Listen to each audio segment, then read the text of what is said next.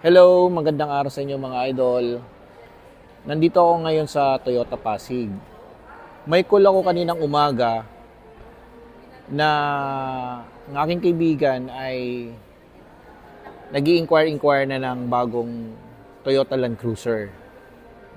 Naikwento niya na sa akin ito dati, pero di ko masyadong pinansin dahil kabibenta ko lang ng kanyang bagong FJ Cruiser at that time di naman siya ganun kaseryoso, no?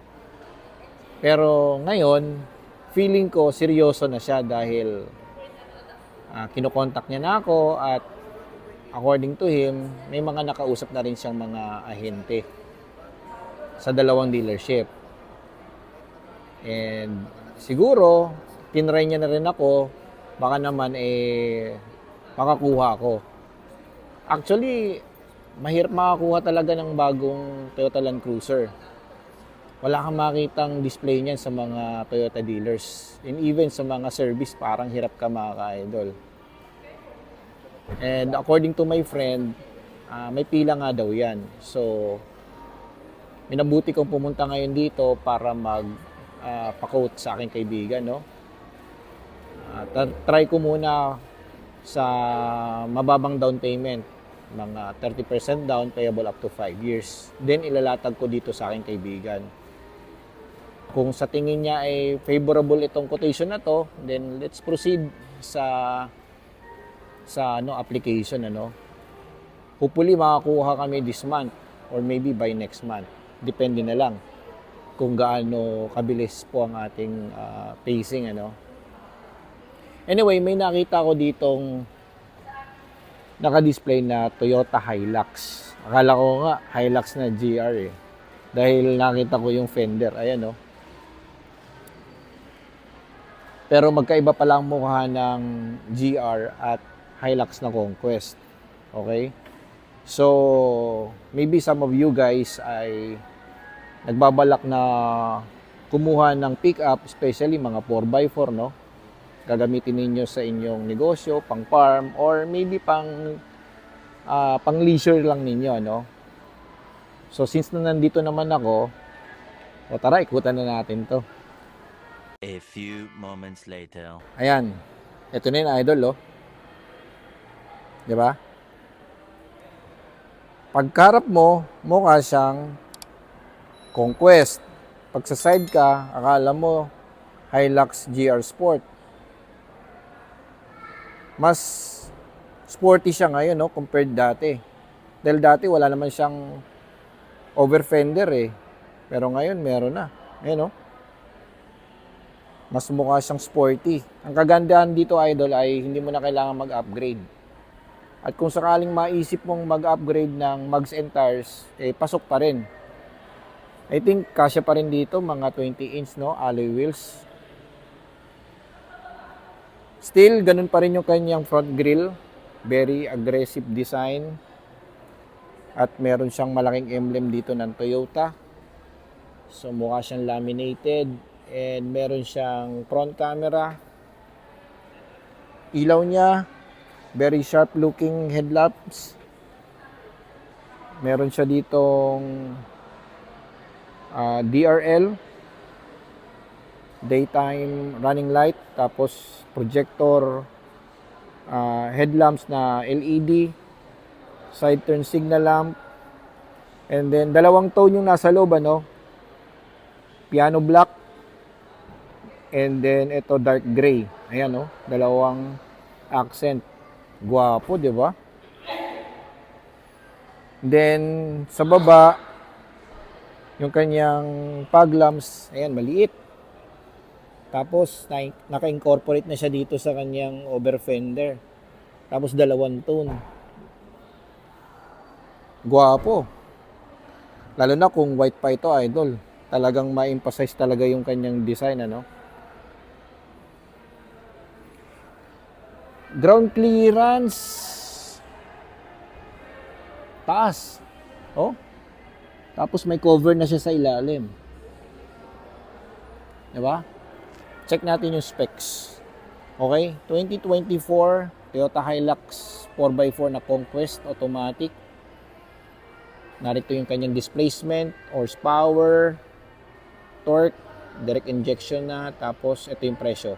2,092,000. 6-speed na, automatic. Okay? So, sakaling naghahanap po kayo ng 4x4 na pickup, especially Japanese brand, ito po talaga yung the best pickup na pwede mo i-consider dahil Hilux is known for toughness, no? Durability. Ayan. Kilala na si Hilux pagdating dyan, idol. Pwede po kayong magpa-quote sa akin, okay? Cash or financing. May discount pa po tayo for cash. Tapos kung financing po, pinakamababang down is 20%, payable up to 5 years. I don't know kung available pa yung financing ng ng BPI na kaya up to 6 years. Pero umay na yun, idol. Sobrang tagal na nun. Ayan. Then check natin yung side. Ayan. Side natin, ang una kong napansin is yung kanyang roof rail. Ayan, napakagwapo.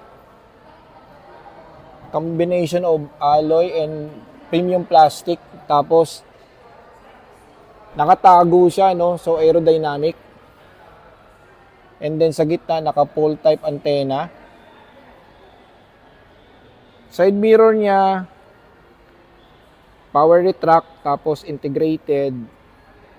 Ito, matte black to. Tapos, meron siyang 360 camera. Ayan. Pag may camera dito, ibig sabihin, 360 camera yan. And nice looking door handle, oh. So every time na papasok po kayo, since na keyless entry po ito, pipindutin mo na lang ito. For lock and unlock, itong button na to.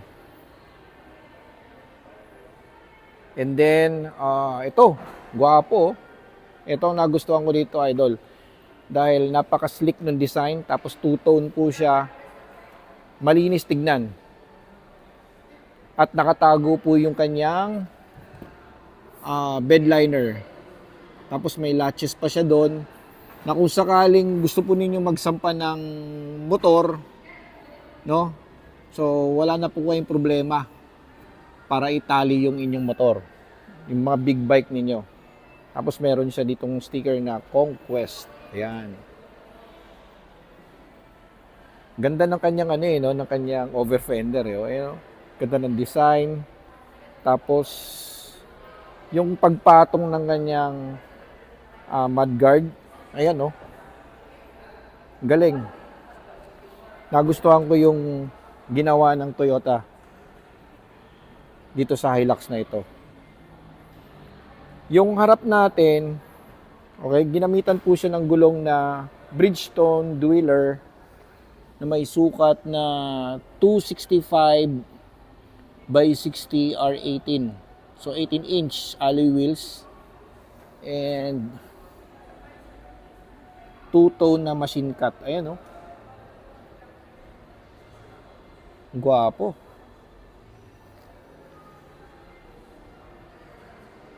Tapos meron pa siyang guard dito sa harapan. And then another guard doon sa kanyang engine. Pagdating sa kanyang running board,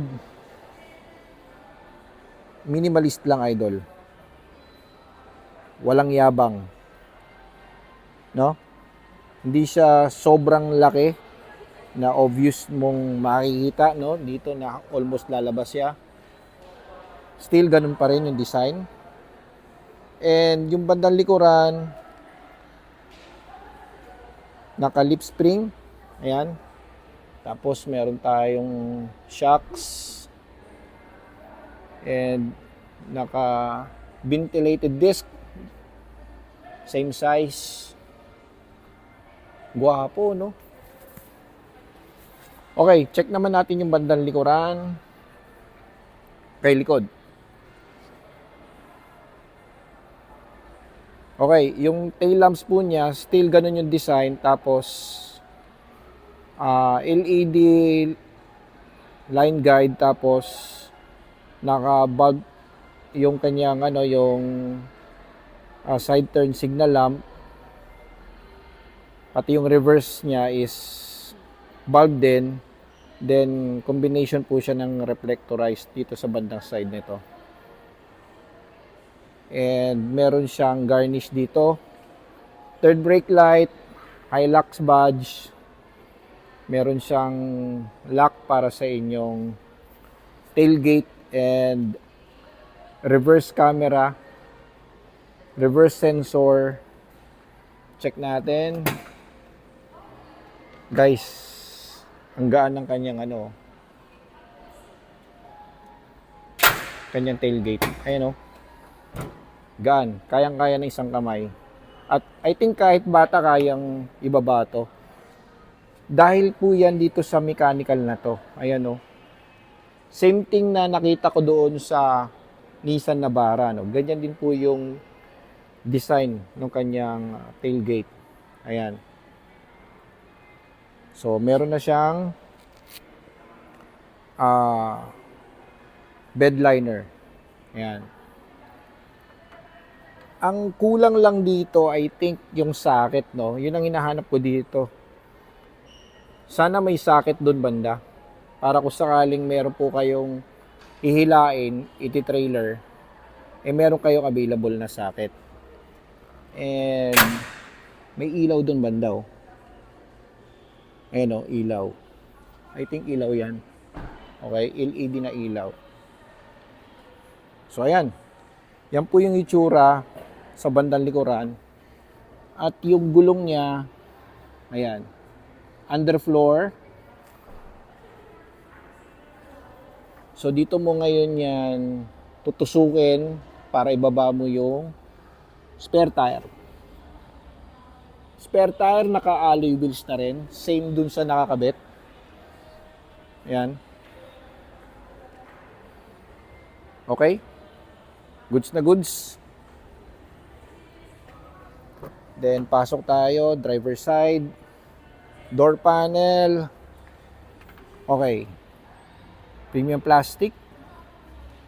Meron siyang charcoal accent dito sa kanyang door opener.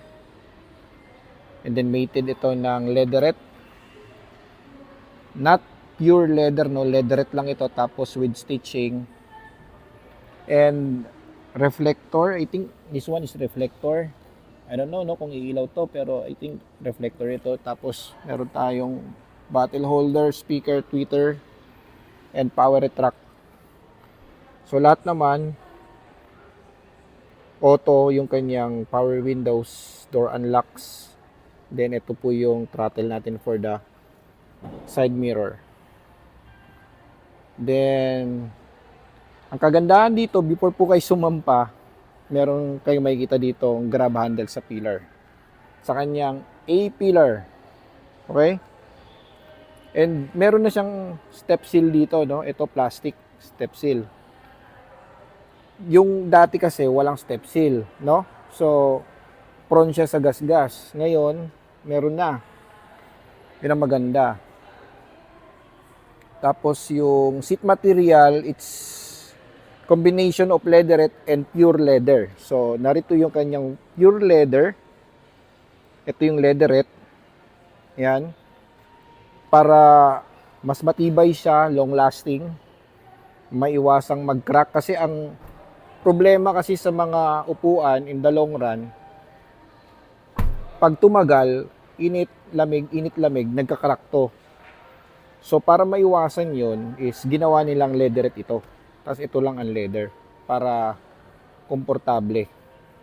Okay? And driver side, yung kanyang seat arrangement, Ayan, as you can see, very sporty. Tapos meron kayong control dito na power, for the driver side. Ayan. Medyo low bat lang tayo, Lodi. Ayan.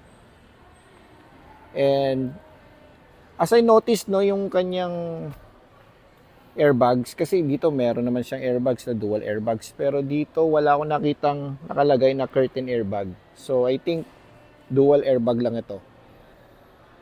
Okay? And then wala din siyang side airbag kasi wala nakalagay dito SRS airbag nakalagay. Steering wheel, plastic, 3-spoke, tapos nakabalot po ito ng leather. Ayan, very sporty. Nandito yung kanyang cruise control. Okay, ayan. And so, meron tayong tatlong tone dito. Plastic, charcoal black na accent, tapos ito, black chrome. Ayan, no? Very elegant look, no? Tapos, another piano black finish. And malaki yung kanyang air vent. Ayan, no? At ito yung gwapo sa Hilux and Fortuner. Meron siyang cup holder dito. Ayan. Ganyan, idol. Ayan, o. Diba? Cup holder. Yun nga lang, napansin ko wala din siyang paddle shift. Sana nilagyan na ng paddle shift, no? Push start engine. Ayan. And ito yung kanyang shifter. Ayan, gate type shifter po yan. So, pwede kang mag-sport, plus and minus. According dun sa spec, 6-speed nga ito, no? And then, ito yung 4-wheel. And then, meron tayong generous na infotainment. Malaki na yan, idol. I don't know kung anong spec niyan, ano? Nandito yung kanyang hazard and digital clock. Ayan.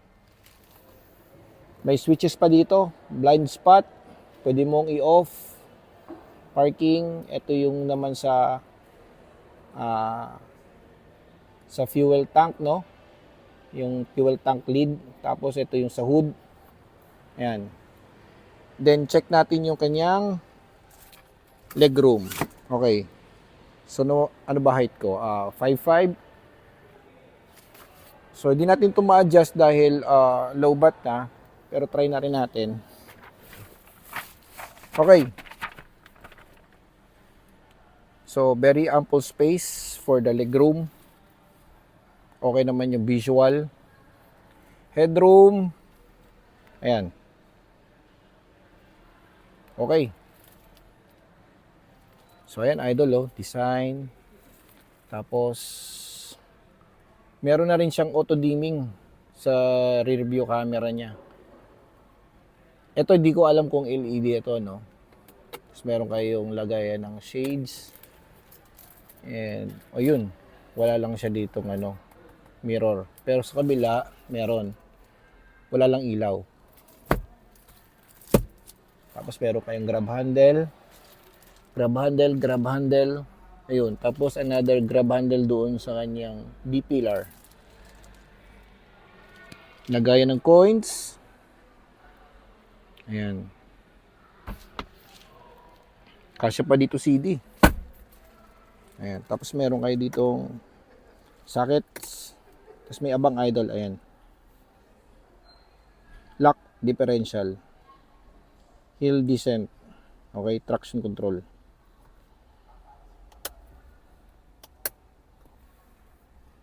Okay. So yung AC natin dual. I think dual climate itong AC natin. Ayan, nakalagay dual. Okay. Nice.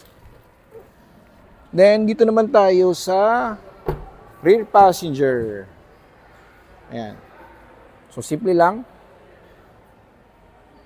Ayan.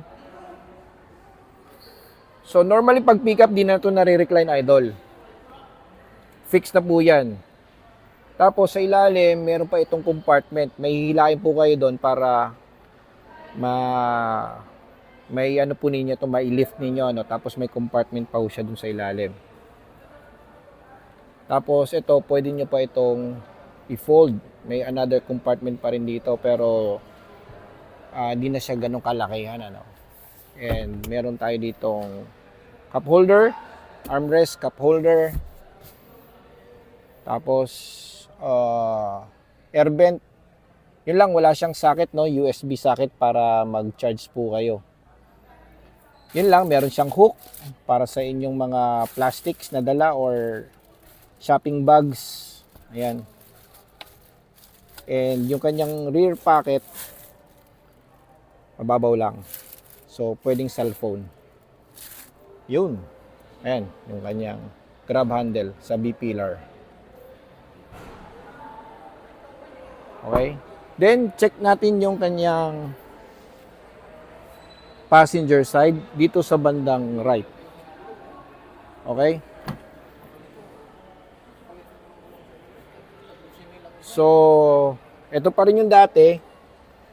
Meron siyang compartment sa bandang itaas, tapos another compartment here. Ayan. Tapos may lock pa. Pwede mo i-lock. Manual na yung adjustment dito sa passenger. Tapos yung leg room, ayan. Laki. May computation na to, ma'am, sa ano? Di ba? So, di mahirapan dito yung mga medyo may edad na. Dahil meron kayong grab handle. Kumbaga, very generous ang Hilux pagdating sa door handle. Then, check na rin natin yung kanyang engine, ano.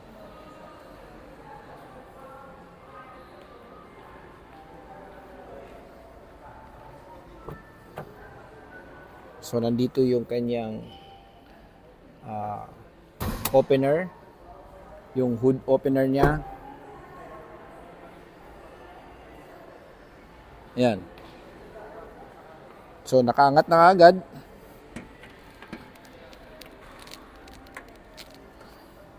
Okay. Big change para sa Hilux yung kanyang hydraulics. Dati nakapaprad to eh. No? Ayan no, kita mo yung abang. Dati nakapaprad yan. Ngayon, ginawa ng ganito. Yan ang big change. So, malaki yung engine. Ayan. May cover. May ample space pa dito. Ayan. Goods na goods mga Lodi.